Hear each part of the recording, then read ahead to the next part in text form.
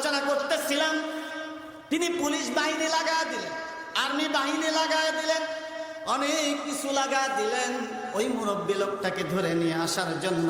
কিছুদিন পর মুরব্বী লোকটাকে ধরে নিয়ে আসা হলো, মগা হাজির, বান্দা হাজির। এবার অপরাধীকে যখন বাদশার দরবারে উপস্থিত করা হলো, কিতাবের ভেতরে আসছে যখন অপরাধীকে সামনে নিয়ে আসা হলো, অপরাধী তো চুপচাপ নির্দিক হয়ে থাকায় আছে। এবার সুলতান মাহমুদ গজনবী রহমাতুল্লাহি আলাইহি ভালো করে খেয়াল করবেন, দেখবেন এই ঘটনার থেকে অনেক মুমিনদের জন্য শিক্ষণীয় কিছু বিষয় রয়েছে। ও আল্লাহর বান্দা, এবার সুলতান মাহমুদ গজনবী সমস্ত সংসদ ভবনের এমপি মন্ত্রীদেরকে লক্ষ্য করে বললেন, তোমরা বলো দেখি এই ব্যক্তি যে অপরাধ করেছে, এই মুরব্বী যে অপরাধ করেছে, এই অপরাধের শাস্তি কি হতে পারে? তোমরা একটু নিজেদের মতামত আমাদের কাছে পেশ করে দাও। সুবহানাল্লাহ বলে, কুলিল্লাহুম্মা মালিকাল মুলকি তুতিল মুলকা মান তাশা ওয়া তানজিউল মুলকা মিম্মান তাশা ওয়া তুইজ্জু মান তাশা ওয়া তুযিল্লু মান তাশা বিয়াদিকাল খায়র ইন্নাকা আলা কুল্লি শাইইন কাদির। সব কিছু ক্ষমতার মালিক একমাত্র কে?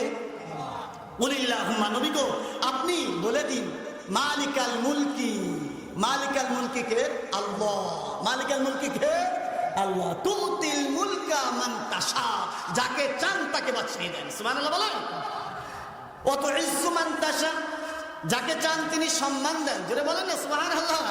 ওয়া তুযিল্লু মান তাশা, যাকে চান তাকে হাসিনার মতো করে দেশ থেকে পালায়া এক কাপড়ে হেলিকপ্টার যুগে তাকে ছিন্ন ভিন্ন করে পার্শ্ববর্তী সন্ত্রাসী দেশে নিয়ে যেয়ে রেখে দেন। সুবহানাল্লাহ বলে। বিয়াদিকাল খায়র, সবকিছু ভালো একমাত্র কার হাতে? আল্লাহর হাতে। সব ভালো কার হাতে? আল্লাহর হাতে। ইন্নাকা আলা কুল্লি শাইইন কাদির, সমস্ত ক্ষমতার মালিক একমাত্র কে?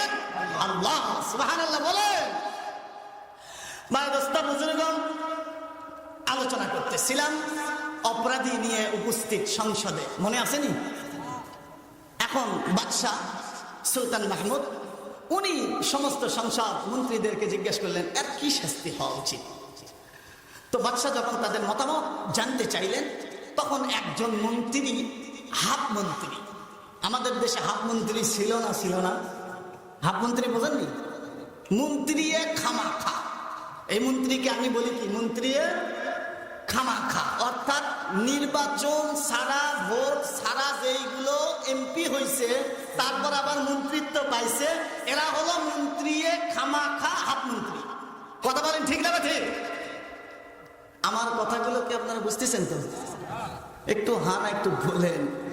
এই খামাখা মন্ত্রী সে এক কর্নার থেকে দাঁড়ায় গেল, বাদশাহ নামদার এ তো বহু অপরাধী, এ তো অনেক অপরাধ করে ফেলছে, এই অপরাধ মাফ করা যায় না। আপনি একটা কাজ করুন, পালিত কুকুরের দলের ভেতরে একে ছেড়ে দিন, ওই কুকুরেরা একে ছিঁড়ে ফিরে খাবে, এর শাস্তি হয়ে যাবে। বলেন নাউজুবিল্লাহ। আরো আসতে বলেন নাউজুবিল্লাহ। পালিত কুকুরের পালের ভেতরে তাকে ছেড়ে দিতে বলল। এই মতামত কে দিল? হাফ মন্ত্রী। এই মতামত কে দিল? হাফ মন্ত্রী দিয়েছে, মন্ত্রী খামাখা। এই মন্ত্রী যখন মতামত পেশ করল, সমস্ত সংসদ ভবন নীরব নিস্তব্ধ। এই মতামতের পর হঠাৎ করে আর এক কন্যার থেকে পেছন দিক থেকে একজন মুরব্বী লোক মাথা আলোক করে আবার বসে, মাথা আলোক করে আবার বসে। এবার বাদশাহ বললেন, মুরব্বী আপনি কি কিছু বলতে চান? বলে হ্যাঁ বাদশাহ নামদার, আমি একটা কথা বলতে চাই। বলে কি কথা আপনি বলবেন? বলে আমি বলতে চাই এই মন্ত্রী যেই কথা বলছে আমি এটাকে স্বীকৃতি দিলাম, মন্ত্রী ঠিকই বলেছে। বলে আচ্ছা ঠিক আছে, আপনি বসুন। এবার বয়োজ্যেষ্ঠ লোকটি বসে পড়ল। এবার আর একজনের দিকে লক্ষ্য করলেন, আর কেউ আসনি মতামত দেওয়ার জন্য বিচার কি হতে পারে? আর একজন মন্ত্রী, ফুল মন্ত্রী, মন্ত্রী, মানে সে ভোট পেয়েই মন্ত্রী হয়েছে, কিন্তু ভোটটা চুরি করে। ভোটটা কি করে? ভোট কি চুরি হয় না? হয় না? আমাদের দেশে ভোট চুরি হয়নি, তাই না? আরে সুর রে বাবা রে বাবা, সুরেরও আবার সংজ্ঞা থাকে, কিন্তু এরা যে সুর, এদের কোনো সংজ্ঞা নেই। এদেরকে ডাকাত বললে ওই ডাকাত শব্দটা অসম্মানিত হবে, বলেন নাউজুবিল্লাহ। এরা এত বড় চোর। এবার আসুন, এই মন্ত্রী এবার সামনের থেকে তারা গিয়ে বলে, বাদশাহ নামদার, আপনার এই যে লোকটা অপরাধ করেছে, আপনার টাকা খেয়েছে, আপনাকে আপনার মনের আশাকে পূরণ করে দেওয়ার জন্য, কিন্তু আমি আজকে বলে দিচ্ছি এই লোকটা নিশ্চয় অপরাধী, আর এই অপরাধের শাস্তি আমার মতে হলো তাকে কেটে টুকরা টুকরা করে তার লাশটা নদীতে ফেলায়া দেওয়া। বলেন নাউজুবিল্লাহ। এবার ওই কন্যার থেকে বয়োজ্যেষ্ঠ মুরব্বী প্রথমবার, যেই মুরব্বী বলছিল আগের মতামতটা ঠিকই হয়েছে, এবার দ্বিতীয় মতামত পাওয়ার পর ওই মুরব্বী আবারও দাঁড়ায় গিয়ে বলে, বাদশাহ নামদার, এই মন্ত্রী যে মতামত দিয়েছে এই মতামতটা ঠিকই মতামত দিয়েছে। দুই মতামতই যখন ঠিক বলল, এবার বাদশাহ নামদার তার কথাকে কোনো গ্রহণযোগ্যতা করলেন না, তার কথার দিকে কোনো কর্ণপাত করলেন না। কর্ণপাত না করে এবার বাদশাহ তিনি লক্ষ্য করলেন তিনার সহচর্য হযরতে আইয়াজ রাহমাতুল্লাহি আলাইহি, হযরতে আইয়াজের দিকে লক্ষ্য করে বললেন, তিনার প্রতি বড় বিশ্বাস ছিল, তিনি একটা ভালো মতামত দিবেন, তিনি একটা সুপরামর্শ দিবেন। হযরতে আইয়াজের দিকে তাকায় থাকলেন।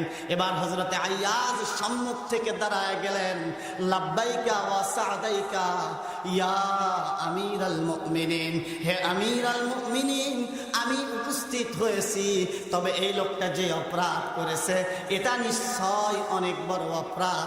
তবে আমি একটা কথা বলতে চাই, বাদশাহ নামদার, প্রজারা যত অপরাধী করুক না কেন, প্রজাদের অপরাধের চাইতে বাদশার দয়া পৃথিবীতে বেশি হওয়া চাই। সুবহানাল্লাহ বলে। দেখছেন নি কথা কত সুন্দর। প্রজারা যত অপরাধ করুক না কেন, প্রজাদের অপরাধের চাইতে বাদশার দয়া আর ক্ষমাটা বেশি হওয়া চাই। এবার হযরতে আইয়াজ বললেন, শুধু তাই নয় বাদশাহ নামদার, শুধু তাই নয়, ভদ্রলোকের প্লেটে মাটির জন্য কিছু খোরাক থেকেই তো থাকে। আপনি একজন মহানুভব বাদশাহ, আপনার দিলটা ছোট হওয়ার কথা নয়, দিলটা বড় হওয়ার কথা।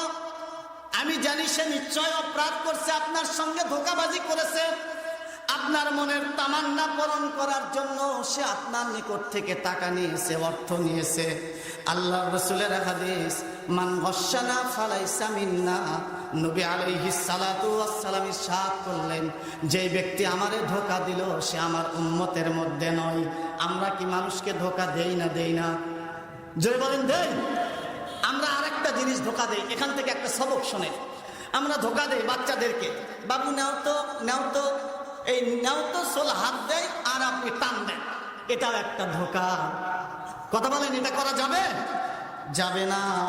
এই ধোঁকাও দেওয়া যাবে না, কোন প্রকার ধোঁকা দেওয়া যাবে না। নবী বললেন, মান গশশানা ফালাইসা মিন্না, যেই ব্যক্তি ধোঁকা দিবে সে আমার উম্মতের অন্তর্ভুক্ত হতে পারবে না। এবার হযরতে আইয়াজ বললেন, ও বাদশাহ নামদার, আপনার দয়া, আপনার মন উদার হতে হবে। আপনাকে আমি একটা কথাই বলতে চাই, তা হলো লোকটাকে কি ক্ষমা করে দেওয়া যায় না? লোকটাকে কি তওবা করার সুযোগ করে দেওয়া যায় না? যদি লোকটাকে ক্ষমা করে দেওয়া যায়, যদি লোকটাকে তওবার সুযোগ করে দেওয়া যায়, তাহলে মনে হয় লোকটা সংশোধন হয়ে যাবে।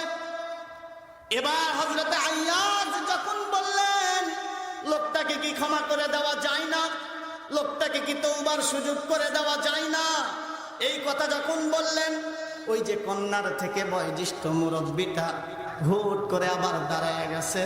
উনি দাঁড়ায় গিয়ে বললেন যে, আইয়াজ, ওই যে লোকটা বললেন যে তাকে ক্ষমা করে দেওয়ার কথা, এটা উনি ঠিকই বলেছেন, এটাকে উনি স্বীকৃতি দিলেন। তাহলে উনি কয় কথার স্বীকৃতি দিলেন? কয় কথা? মনে আসেনি? কয় কথার স্বীকৃতি? তিন কথার স্বীকৃতি দিলেন। আচ্ছা, তিনটাই কি ঠিক হয়? তিনটাই ঠিক হবে? যে কোনো একটা ঠিক হবে, কিন্তু তিনটাই ঠিক হতে পারে?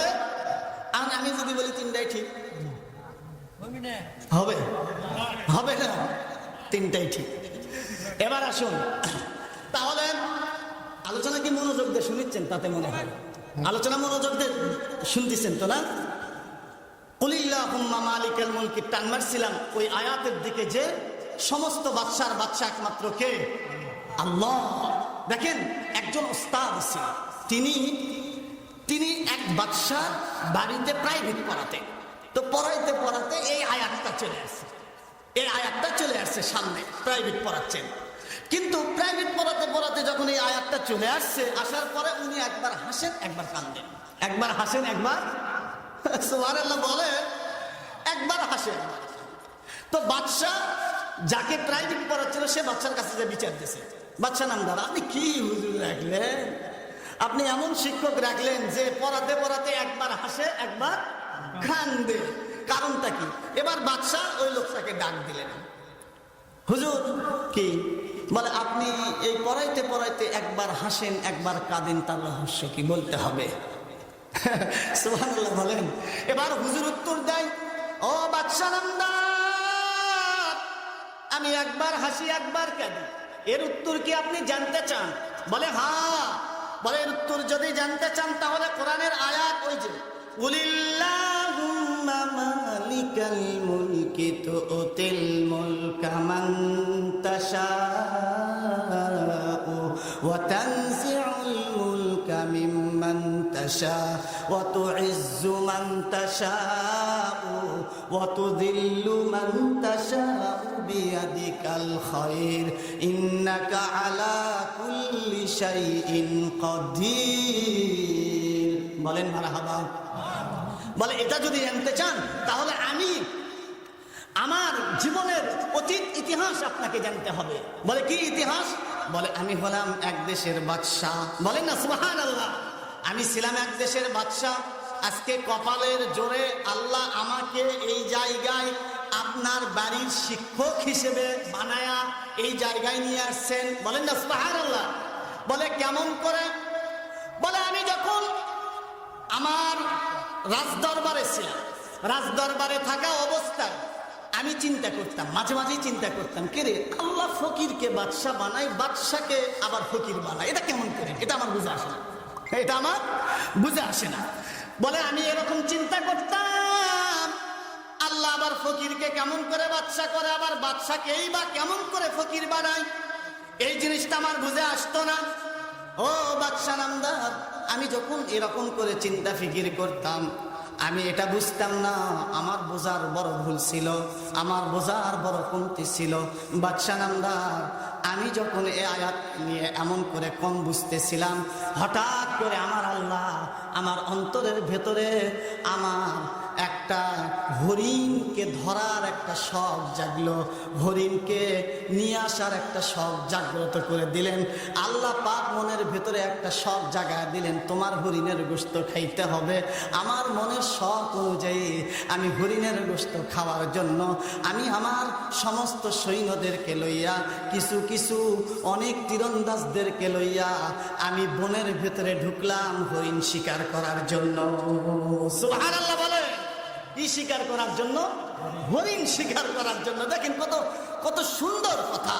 এবার বাড়ির টিচার, উনি কিন্তু কে? বাড়ির টিচার। কার কাছে বলতেছে কথাগুলো? বাদশার কাছে বলতেছে। বাড়ির টিচার এবার লক্ষ্য করে বলতেছিল, বাদশা নামদার, আমি যখন আমার অন্তরের ভেতরে হরিণের গোশত খাওয়ার শখ জাগলো, শিকার করার শখ জাগ্রত হলো, আমি তখন আমার অনেকগুলি সৈনিক এবং অনেকগুলো তীরন্দাজ, আমার সব কিছুকে শক্তি প্রয়োগ করে আমি বনের ভেতরে ঢুকলাম হরিণ শিকার করার জন্য। এবার যখন আমি হরিণ শিকার করতে গেলাম, আমার সম্মুখে দেখলাম এত সুন্দর একটা হরিণ, যে হরিণ আমি ইতিপূর্বে আর কোনোদিন দেখি নাই। আমি এই সুন্দর হরিণটা দেখার পরে আমার অন্তরে তার প্রতি একটা ভালোবাসা, একটা মায়া জন্মে গেল।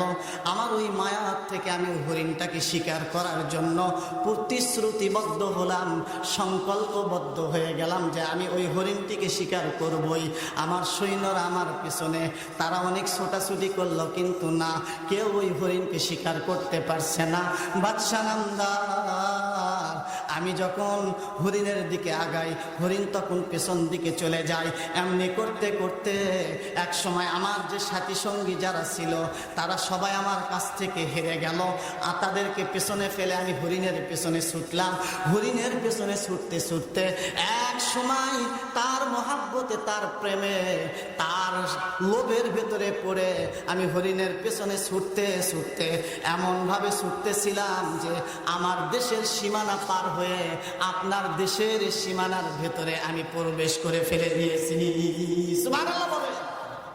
হরিণের পেছনে ছুটছে ছুটছে লোভনীয় হয়ে সে ছুটে গেছে। আপনার দেশের যখন জঙ্গলের ভেতরে ছুটে আসছি, শরীরটা বড় ক্লান্ত। সারাদিন হরিণের পেছনে ছুটেছিলাম, ক্লান্ত পরিশ্রান্ত শরীর নিয়ে আমাকে তো বড় খুশি লাগে। আলহামদুলিল্লাহ, সকলে বলেন আলহামদুলিল্লাহ। আমার কথাগুলো কি স্মরণে আছে? তাহলে আল্লাহ পাক মুমিনদের সূরা আনফালের ভিতরে কয়টা গুণের কথা বলেছেন? 5টা গুণ। 1 নম্বর গুণ, আল্লাহর কথা আলোচনা করলে তাদের অন্তরটা নরম হয়ে যায়। সুবহানাল্লাহ বলেন। 2 নম্বর গুণ হলো ওয়াইদা তুলিয়াত আলাইহিম আয়াতুহু যাদাতুহুম ঈমানা। যখন কোন আয়াত তেলাওয়াত করা হয় তখন তাদের অন্তরটা, তাদের ঈমানটা বৃদ্ধি পেতে থাকে। সুবহানাল্লাহ বলেন। সাহাবায়ে কেরামের কাছে যুদ্ধের আয়াত নাজিল হয়েছে, সাহাবায়ে কেরাম যুদ্ধের জন্য প্রস্তুত হয়ে গেছেন। সুবহানাল্লাহ বলেন। সাহাবায়ে কেরামের প্রতি যখন যাকাতের আয়াত নাজিল হয়েছে, সাহাবায়ে কেরাম যাকাত দেওয়ার জন্য প্রস্তুতি গ্রহণ করেছেন। মান্না ওয়াস সালওয়া রব্বানা ইন্নানা সামি'না ওয়া আতা'না সাদাতানা ওয়া কুবারানা ফাআদাল্লুনাস সাবিলা। রব্বুল আলামিন, আমরা তো আপনার সবগুলি কথা মেনে নিয়েছি। সাহাবায়ে কেরামের প্রতি যখন নাকি যে আয়াত নাজিল হয়েছে সেই আয়াতের উপরে তাদের ঈমান সাথে সাথে আনয়ন করা হয়ে গেছে। সুবহানাল্লাহ। আমার আল্লাহ পাক 2 নম্বর গুণ বললেন, যখন কোরআনের আয়াত তেলাওয়াত করা হয় তখন মুমিনদের অন্তরে ঈমানটা বৃদ্ধি পেতে থাকে। সুবহানাল্লাহ বলেন। ওয়াজাদাতহুম ঈমানা ওয়া আলা রাব্বিহিম ইয়াতাওয়াক্কালুন। 3 নম্বর গুণ হলো আল্লাহর উপরে ভরসা করে। কার উপরে ভরসা? আমরা কার উপরে ভরসা করি? আল্লাহর উপরে, তাই না? এই জন্য যদি কোনো সময় ধান মার খেয়ে যায় তখন আমরা কি করি? দোষ কাকে দেই বলেন তো? আল্লাহ দোষ দেয় না? এরপরে যখন আমি চাকরিতে আমি রিটার্ন মানে পরীক্ষা দিয়ে আসছি, চাকরিটা হলো না, তখন দোষ কাকে দেই? না, আল্লাহ চাকরিটা দিল না। তাহলে আমরা সব কিছুই ঠিক আছে, কিন্তু এটা খালি আমাদের মুখের কথা, কিন্তু আমাদের ভরসা করতে হবে কার উপর? আচ্ছা বলেন তো দেখি, তাকিরা কার উপরে ভরসা করে? ওদের ব্যাংক ব্যালেন্স আছে? ওদের ইসলামী ব্যাংকে কোনো টাকা আছে? ওদের বাংলাদেশ ব্যাংকে কোনো টাকা আছে? ওদের কোনো অ্যাকাউন্ট আছে? ওদের কোনো অ্যাকাউন্ট নেই। তাহলে বোঝা গেল ভরসা করতে হবে একমাত্র কার উপর? 3 নম্বর মুমিনের গুণ, তাওয়াক্কুল করবে কার উপর? আল্লাহর উপর। 4 নম্বর গুণ, আল্লাযীনা ইউকিমুনাস সালাতা ওয়া মিম্মা রাযাকনাহুম ইউনফিকুন। 4 নম্বর গুণ, যারা নামাজ আদায় করবে, যারা ঠিক মতো নামাজ আদায় করবে। আমরা সবাই নামাজ পড়বো তো ইনশাআল্লাহ? 2 হাত উঁচু করি, আল্লাহকে দেখা। আল্লাহ, আজকে ওয়াদাবদ্ধ হলাম আমরা নামাজ আদায় করবো ইনশাআল্লাহ। লিল্লাহি তাকবীর। আল্লাহ তুমি কবুল করো, আমিন বলি। আল্লাহ তুমি কবুল করো, লিল্লাহি তাকবীর। 4 নম্বর গুণ হলো নামাজ আদায় করা। কি আদায় করা? 5 নম্বর গুণ হলো আল্লাহর রাস্তায় খরচ করা। আল্লাহ যা কিছু ধন সম্পদ দিয়েছে আল্লাহর রাস্তায় কি করে দেওয়া, খরচ করা। খালি কীর্তনই করা না, টাকা খালি ব্যাংকে রাখবেন, ব্যাংক থেকে হিসাব নিতে কয় লাখ টাকা হলো, হিসাব নাই, কর্মচারী হিসাব নাই, হিসাব নিচ্ছে স্যার আপনার তো 200 কোটি পার হয়ে গেছে। তাহলে আর দেশে থাকার দরকার নাই, বিদেশে একটা বাড়ি কিন, দেখ বাড়ির অর্ডার দে, বাড়ি কিনে ফেল দে, জায়গা কিনে ফেল দে। কি কথা বলেন, ঠিক না বেঠে? যারা কোটিপতি রয়েছে, বাংলাদেশের একজন বিখ্যাত কোটিপতি মরার আগ মুহূর্তে সে বলতেছিল, ডাক্তারকে পায়ে ধরে বলতেছিল, ডাক্তার মশাই আমি কিচ্ছু চাই না, আমার জীবনের যত কামাই রোজগার আছে এই কামাই রোজগারগুলো সব আপনাকে দিতে চাই, বিনিময়ে শুধু খালি আপনি আমার পেটের ব্যথাটা কমায়া দিবেন। কিন্তু পেটের ব্যথা কমায়া দেনেওয়ালা একমাত্র কে? তাহলে আল্লাহর রাস্তায় খরচ করতে হবে না, হবে না? আমরা কি আল্লাহর রাস্তায় খরচ করতে রাজি আছি? চিল্লা বলে রাজি আছি? ভয় করেন না, আদায় করবো না। আবার আমরা ভয় করছেন যে আদায় করবো, আদায় করবো না, ভয় করিয়েন না। হযরতে হুসাইন রাদিয়াল্লাহু তাআলা আনহু, যিনি হযরতে আলী কাররামুল্লাহ ওয়াজহাহুর সন্তান ছিলেন, যুবকদের জান্নাতি যুবকদের সর্দার হবেন হযরতে হাসান আর হুসাইন। চিল্লা বলেন মারহাবা। ও যুবক, তোমরা যে জান্নাতে যাবা, তোমাদের যে সর্দার, তোমাদের যে নেতা হবে তার নাম জানো? হযরতে হাসান আর হযরতে হুসাইন। হযরতে হুসাইন রাদিয়াল্লাহু তাআলা আনহুকে একজন লোক ভরা মজলিসের ভেতরে প্রশ্ন করছে, ও হুসাইন তোমার কাছে আমরা জানতে চাই, বলো তো দেখি তোমার বাবা বেশি দানশীল না হাতেম তাই বেশি দানশীল? আমরা হাতেম তাই নামে দানশীল কোন ব্যক্তির নাম শুনি নাই।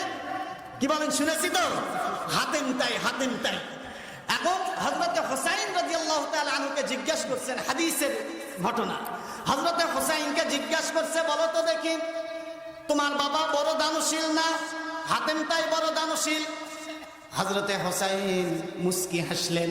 হাসার পর তিনি বলতেছিলেন, ও আল্লাহর বান্দা তুমি বলো দেখি কে বড় দানশীল? এই প্রশ্নের উত্তর তুমি নিজেই দাও। এবার লোকটা বলে, হুসাইন তুমি যদি মন খারাপ না করো, তুমি যদি মনে কষ্ট না নাও, তাহলে আমি বলতে চাই হাতেম তাই হলো তোমার বাবার চেয়ে বড় দানশীল। কে বড় দানশীল? হাতেম তাই হলো তোমার বাবার চেয়ে বড় দানশীল। এবার হযরতে হুসাইন বললেন, তুমি কি এটা তার প্রশংসা করলে না অভিযোগ করলে? লোকটা বলে, আমি তো বুঝতে পারলাম না, তবে আমি আপনাকে বলে দিতে চাই হাতেম তাই বড় দানশীল। বলে কিভাবে হলো সে বড় দানশীল? বলে এইভাবে হলো, হাতেম তাই যেই বালাখানা থেকে দান করত, যেই গোডাউন থেকে দান করত মানুষদেরকে, এই গোডাউনের 40টা দরজা ছিল। কয়টা দরজা? জোরে বলেন, কয়টা দরজা? 40টা দরজা। যেই গোডাউন থেকে তিনি মানুষকে দান করতেন, ওই গোডাউনের দরজা ছিল কয়টা? 40। এবার লোকটা বলল, হুসাইন 40টা দরজা, এই 40টা দরজার প্রথম নাম্বার দরজায় যদি কোনো হাজতমন্দ, কোনো ভিক্ষুক যে দাঁড়াইতো, তাকে দান করত, সে যদি আবার দ্বিতীয় দরজায় এসে আবার দাঁড়াইতো, আবার তাকে দান করত, সে যদি আবার তৃতীয় দরজায় এসে দাঁড়াইতো, আবার তাকেও দান করত। এইভাবে ওই ব্যক্তি প্রথম দরজায় নেওয়ার পরে দ্বিতীয় দরজায়, তৃতীয় দরজায়, চতুর্থ দরজায়, এমনি করে 40টা দরজায় দ্বার হলে হাতেম তাই তাকে দান করে দিত। তিনি কোনো কৃপণতা করতেন না। আমার বুঝি মনে হয় তার এই দানশীলতার লক্ষণ দেখে আমার ভালো লেগেছিল, এবং আমার মনে হচ্ছে যে হাতেম তাই আপনার বাবার চাইতে বড় দানশীল। বলেন না সুবহানাল্লাহ। হযরতে হুসাইন বললেন, তুমি তো বড় অভিযোগ করলে, হাতেম তাই কি বড় দানশীল? না, হযরতে আলী বড় দানশীল। সুবহানাল্লাহ বলে। কেমন করে বলে, বোঝো শোনো। হাতেম তাই দান করার জন্য যে গোডাউন ছিল, ওই গোডাউনের ভিতরে 40টা গেট ছিল, 40টা দরজা ছিল। প্রথম দরজায় কোনো ভিক্ষুক দাঁড়াইলে দ্বিতীয় দরজায় আসতো, আবার দান নিত। তাহলে বোঝা গেল যে হাতিমটাই প্রথম দরজায় যে ব্যক্তিকে দান করতো, এমন পরিমাণ দান করতো, এই পরিমাণ টাকা দিত, এই পরিমাণ সম্পদ দিত যে তার আবার দ্বিতীয় দরজায় দাঁড় হইতে হতো, তার আবার তৃতীয় দরজায় আসতে হতো, তার আবার চতুর্থ দরজায় আসতে হতো, পঞ্চম দরজায় আসতে হতো, এমনি করে 40টি দরজায় ঘোরাঘুরি করতে হতো। কিন্তু হযরতে আলী এমন দানশীল ছিলেন, হযরতে আলী এমন দানশীল ছিলেন যে তিনি যদি একবার কোনো একজন ভিক্ষুককে দান করতেন তাহলে তার আর জীবনে কোনোদিন আর প্রয়োজন পড়তো না। সুবহানাল্লাহ বলে। हर के खानद पंज सूरा वक्त रंज दरना आयद हुचे उरा ही चरान বলেন না সুবহানাল্লাহ। এবার আসুন হযরতে হুসাইন রাদিয়াল্লাহু তাআলা সুন্দর করে বুঝা দিলেন। কি বুঝাইলেন? বলে হাতিমটাই তো এক দরজায় দিলে আরেক দরজায় যাওয়ার জন্য তার প্রয়োজন থাকেই যেত, সে আবার দ্বিতীয় দরজায় যাইত, অর্থাৎ তার প্রয়োজন মেটে নাই। সে আবার তৃতীয় দরজায় যেত, অর্থাৎ তার প্রয়োজন মেটে নাই। এমন করে সে 40টা দরজা ঘুরত। কিন্তু আমার বাবা হযরতে আলী যদি কোনো বান্দাকে দান করতেন, কোনো বান্দার অভাব যদি মিটা দিতেন তাহলে এমন ভাবে মিটাইতেন, এমন ভাবে তাকে দান করতেন, তার এই যতদিন দুনিয়ায় বেঁচে থাকবে ততদিন পর্যন্ত আর কারো দরজায় দাঁড়ানোর কোনো প্রয়োজন পড়তো না। সুবহানাল্লাহ বলে। এই জন্য আমাদেরকে আল্লাহর রাস্তায় দান করতে হবে। আমরা রাজি আছি তো ইনশাআল্লাহ? আল্লাহ পাক কোরআন শরীফের মধ্যে ইরশাদ করলেন, আল্লাযীনা ইউনফিকুনা আমওয়ালাহুম বিল-লাইলি ওয়ান-নাহারি সিররাও ওয়া আলানিয়াতান ফালাহুম আজরুহুম ইনদা রাব্বিহিম ওয়ালা খাউফুন আলাইহিম ওয়ালা হুম ইয়াহজানুন। বলেন মারহাবা। দান হলো 4 ভাবে করা যায়। কয় ভাবে? যদি বলেন কয় ভাবে? 4 ভাবে। একটা হলো দিনের বেলায় দান করা, আর একটা হলো রাতের বেলায় দান করা, আর একটা হলো প্রকাশ্যে দান করা। যেমন এই যে এই মজলিসের ভিতরে কেউ দান করলেন হয়তো 50,000 টাকা, আমি তাকে মারহাবা দিলাম। কথা বুঝেন না? এটা প্রকাশ্য ভাবে দান করা। কিছু কিছু মানুষ আছে তারা জিজ্ঞেস করে যে হ্যাঁ দান করবো, এক হাতে দিব আর এক হাতে জানবে না। এটাই একটা পদ্ধতি নয়, কিন্তু পদ্ধতি দান করার 4 ধরনের রয়েছে। কয় ধরনের পদ্ধতি? 4 ধরনের। মারহাবা নেওয়াটা এটাও একটা পদ্ধতি। সুবহানাল্লাহ বলেন। এরপরে আরেকটা পদ্ধতি হলো কেউ জানলো না, আপনি দান করলেন, আল্লাহ রাস্তায় দিয়ে দিলেন, তাহলে মুমিনের সূরা আনফালের ভিতরে 5টা গুণ। কয়টা গুণ? 5টা গুণ। এরপরে আল্লাহ পাক বললেন, উলাইকা হুমুল মুমিনুনা হাক্কান,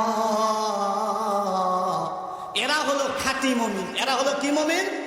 খাঁটি মুমিন। তাহলে খাঁটি মুমিন চিনলেন কারা?